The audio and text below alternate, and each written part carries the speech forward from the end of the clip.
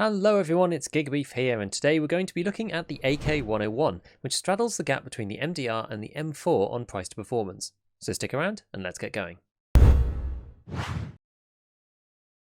Okay, so today we're going to be talking about the AK-101, and I think that this weapon is an interesting one to look at for people who are trying to step up their game from some of the kind of mid-game weapons. Now, in terms of mid-game, I've been focusing a lot on the MDR, P90 and RFB, as you may have seen in other videos that I've done, and the reason for this is because for price performance, these weapons are actually very cost effective because they come with good recoil to begin with, but the problem with them is that you can't really mod them any further, and so a lot of people then tend to look towards the other AKs or towards the M4 in terms of guns that are good for modding and getting lower recoil. Now the problem with this though is that if you want to jump up to the M4, then you really have to spend a lot more money to get something that's actually worthwhile, and we'll go into that a little bit later. But where the 101 is great, if you're not super familiar with the full AK nomenclature, AK-101 and 102 are basically like the 5.56 equivalents of the AK, the 101 being the long version and the 102 being the short version. Now in this video I'm going to focus primarily on the AK-101 because this is the long version and has lower starting recoil, but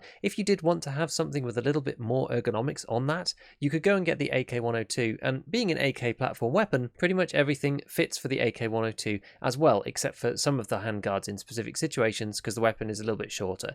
But anyway, for that reason we're going to focus mainly on the 101, and this is an interesting stepping stone because effectively what you get is a 5.56 AK with all the flexibility and the modding ability of an AK without having to jump up to the M4 to be buying all these expensive parts. You may ask, why would I not just go for a 5.45 weapon and one of the other AKs? Well, the reason that I don't think that's necessarily such a good idea, and I spoke about this before in my MDR versus AKs video, is that the 5.56 ammo equivalents in that tier are actually much better than the 5.45 ammo, and this means specifically 5.45 BT versus 5.56 M856A1. Now M856A1, once you get it from Peacekeeper 2 and you've completed the quest that you need to do it, then basically the damage and the fragmentation chance, despite them being the same pen, mean that this round actually outperforms quite significantly. It's something like a 20 to 25% increase in damage. You can go and watch that other video if you want to.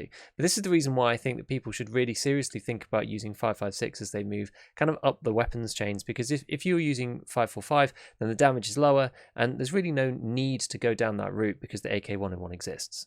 So as always, let's go and have a look at the AK-101 itself on the flea market. So you can see there's a version here from Mechanic 3 that you can buy for 43,000 rubles, but there are cheaper versions here on the flea market, and most of them are at 100%, not all of them, so you might want to buy one that's 100% durability. Occasionally you can find these on bosses, guards, on raiders, that kind of thing, and so that's why some of them are lower durability to start with, but in the main they're going to be 100% because people predominantly finding these inside weapons boxes. Now, if we want to go and have a look at one of these builds, we really want to start with the meta build, and that's usually where I like to begin with this kind of thing, because this shows us what's possible. The beauty of the AK-101 is it actually takes a lot of parts from the M4s in terms of the suppressors, which is kind of weird. So if you use the CNC Warrior muzzle device, this actually gives you access to all of these, the AR-15 style muzzles that you know and love. So in terms of the muzzle device, we're going to be grabbing the Silencer coat, which is the best in slot at the moment. And then in terms of the handguard, we're still in the zone where the Troy meta is the best. So we're going to stick this guy on and then add a rail. There's only one that you can choose from.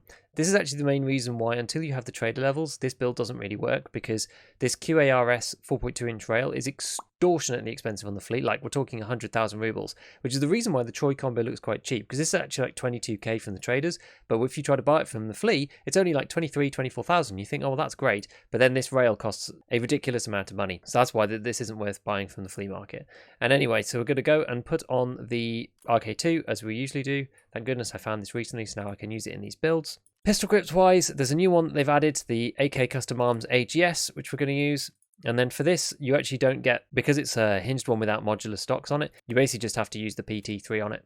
You don't really get a lot of choice.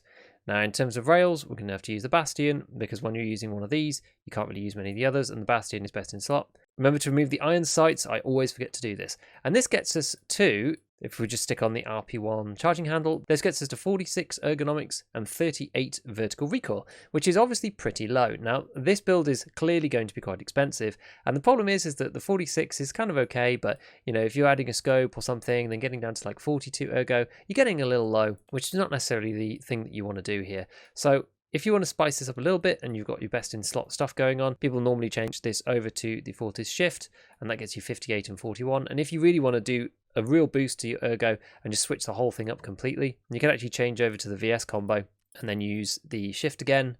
And then that gets you to 62 and 42 instead. So you're giving up 4 recoil for a whole bunch of ergonomics, which can be quite nice.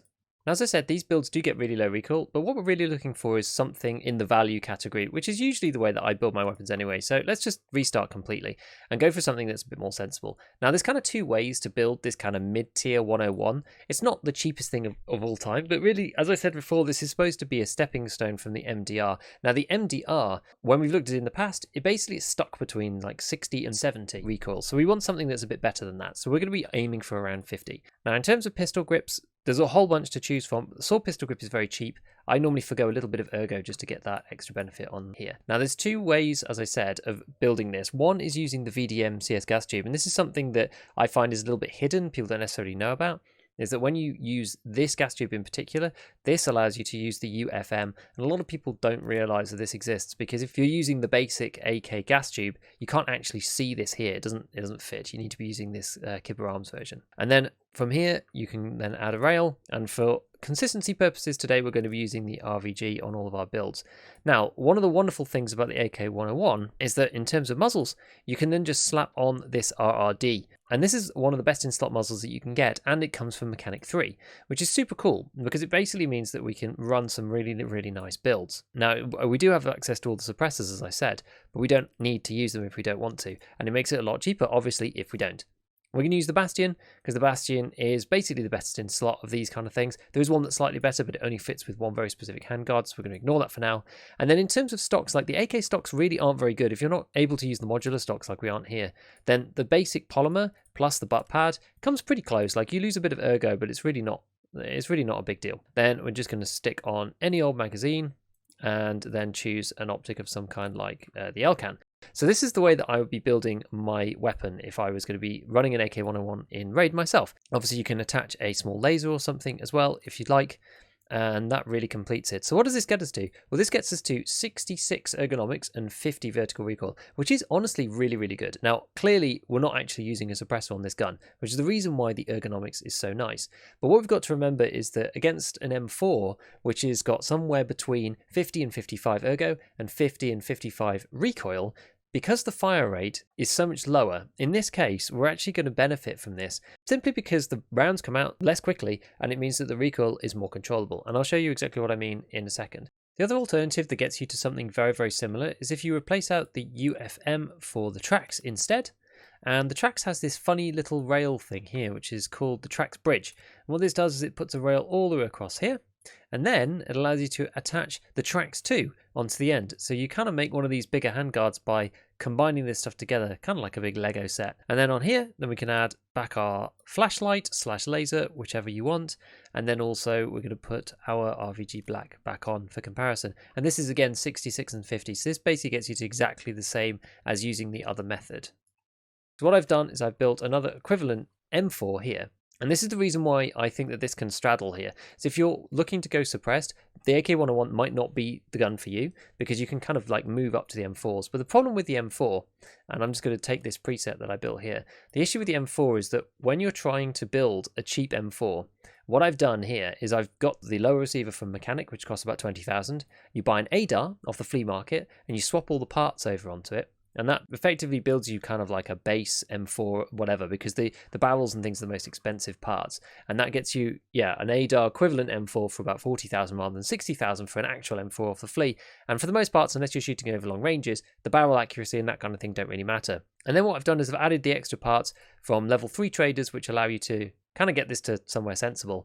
And this has only got 42 ergonomics and 54 vertical recoil. So the recoil's actually slightly worse than on our AK. Now, clearly this thing is suppressed. However, the issue with M4s is that if you don't suppress them, they're basically hot garbage. And this is one of the problems with these, is that you have to be paying for suppressors. Otherwise, you really can't run them at all. I mean, one of the best comps that you can get is the Bulletech, and that takes you up to 60, which is really, really quite awful. And then if you're going to use something like the Furfrans, which is the best kind of unsuppressed combo that you can get without going down the jailbreak route, this only gets you to 56, and you're not going to be able to see when you fire because there's just so much smoke and gas and that kind of stuff. So that's why I think this is one of these budget builds where this is going to cost you about 125,000 when you're buying all of the bits and pieces, but it's not as good as the AK-101. And so I would rather run this over this. So let's go and compare them in the hideout. So when we look at the M4 itself, what we're going to do is we're going to, by the way, there's a trick to getting rid of this. If you go over here somewhere and you press tab and tab back in, that gets rid of that little cursor, which is quite neat. So we're going to unzoom, we're going to change this over to full auto, and we're going to hold down the fire button, and we're not going to try and compensate for our mouse at all or whatever, and we're just going to see how it goes. So we had one bullet go up into this piece here. The same thing with the AK.